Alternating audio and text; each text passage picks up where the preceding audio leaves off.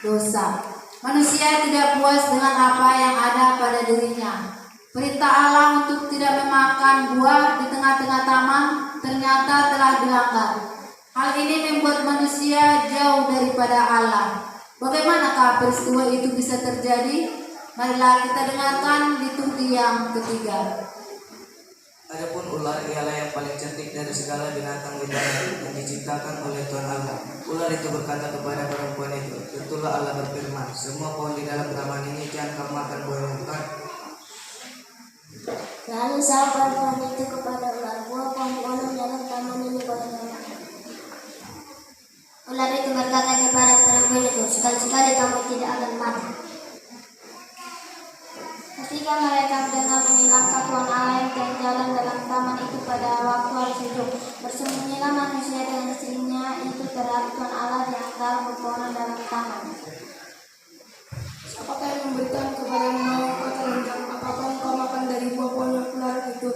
Jawab manusia itu, "Perempuan yang ditempatkan di sisiku, dia yang memberi dari buah pohon itu maka aku makan."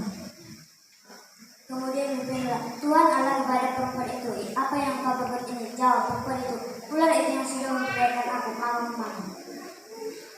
Firman-Nya kepada perempuan itu, "Sesampaianmu waktu mengandung akan kubuat sangat banyak. Dengan kesakitan engkau akan melahirkan anakmu. Namun engkau akan berlari kepada suamimu, dan ia akan berkuasa atasmu."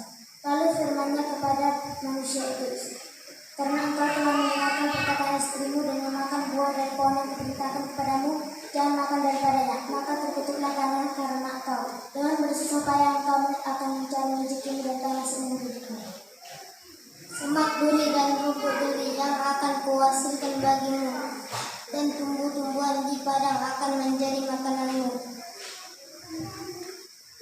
Lalu Tuhan Allah mengusir dari tawaran itu supaya mengetahui dari mana yang ambil.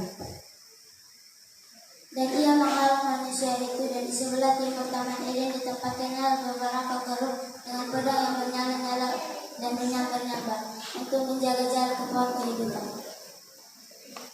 Dengan